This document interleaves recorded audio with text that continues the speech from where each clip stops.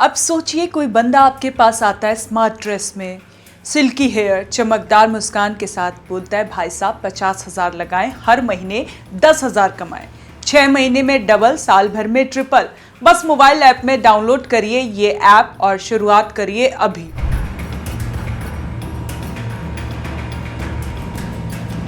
आप सुनते हैं, मुस्कुराते हैं और अगले दिन अपना पेटीएम, गूगल पे या नेट बैंकिंग से पैसा भेज देते हैं। फिर शुरू होता है इंतजार का, रिटर्न का, मुनाफे का, और एक दिन ऐप बंद, साइट बंद और मोबाइल ऑफ। बंदा तो कहां मिलेगा। यही कहानी है ऑनलाइन इन्वेस्टमेंट फ्रॉड की। फर्क बस इतना है कि इस बार ये धोखा छोटे मोटे स्तर का नहीं, सीधे 2,283 करोड़ रुपए का है। जी हां, मध्य प्रदेश की एसटीएफ टीम ने ऐसे लोगों को गिरफ्तार किया है जिन पर आरोप है कि इन्होंने हजारों लोगों के फायदे का सपना दिखाकर अरबों रुपए की चपत लगा दी।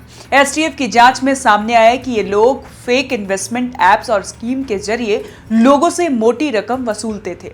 फिर वो पैसे अलग अलग कंपनियों के नाम पर बनाए गए, 20 से ज्यादा बैंक खातों में भेज दिए गए और इन खातों से पैसा गायब करने से पहले एसटीएफ ने 90 करोड़ रुपए फ्रीज कर दिए। अब जरा सोचिए, ये पैसा किसी एक इंसान का नहीं है, इसमें वो ईएमआई भरने वाला मिडिल क्लास है जिसने एफडी तोड़कर इन्वेस्ट किया, उसमें वो रिटायर्ड अंकल हैं जिन्होंने पीएफ के पैसे से थोड़ा बढ़िया रिटर्न पाने का सपना देखा, उसमें वो बेरोजगार लड़का भी है जिसने सोचा कि ये स्कीम्स शायद नौकरी से ज्यादा पैसा कमा कर दे।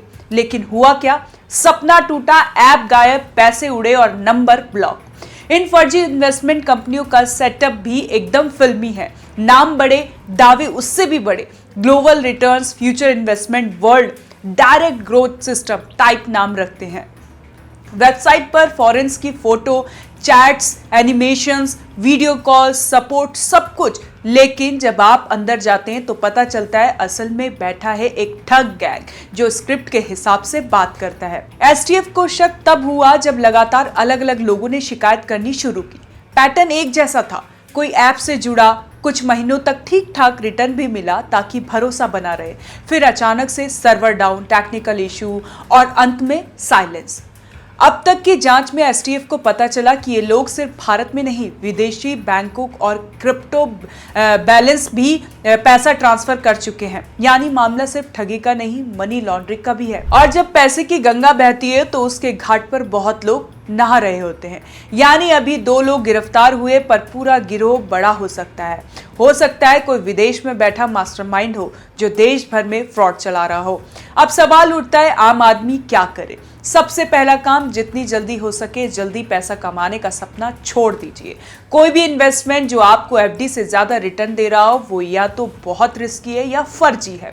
दूसरी बात, किसी भी ऐप में पैसा लगाने से पहले आरबीआई की साइट पर उसका रजिस्ट्रेशन चेक करें। ऐप स्टोर पर होना, डाउनलोड्स की संख्या या 5 स्टार रेटिंग कोई गारंटी नहीं कि ऐप असली है। तीसरी बात, अगर आपसे कोई बोले कि ये ऑफिशियल इन्वेस्टमेंट नहीं है लेकिन भरोसे की बात है तो कभी भी आप भरोसा ना करें, इससे आप दूर रहिए। क्योंकि भरोसा वही ठीक ठाक है जब तक बैंक का ओटीपी आपके पास है।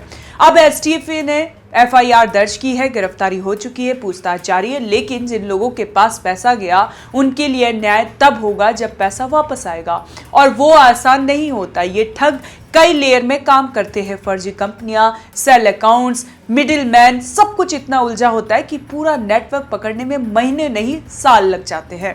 इसीलिए अगली बार जब कोई फ्लैशी वेबसाइट या इंस्टा रील में बोले 10,000 लगाओ करोड़पति बनो, तो याद रखिए एसटीएफ की रिपोर्ट में जो 2,283 करोड़ की ठगी लिखी गई वो आप जैसे लोगों से ही वसूली गई थी।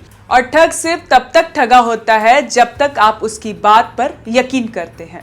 आप लोग सतर्क रहें, सावधान रहें। कैसी लगी आपको ये जानकारी हमें कमेंट कर जरूर बताएं और देखते रहें one nation one group news.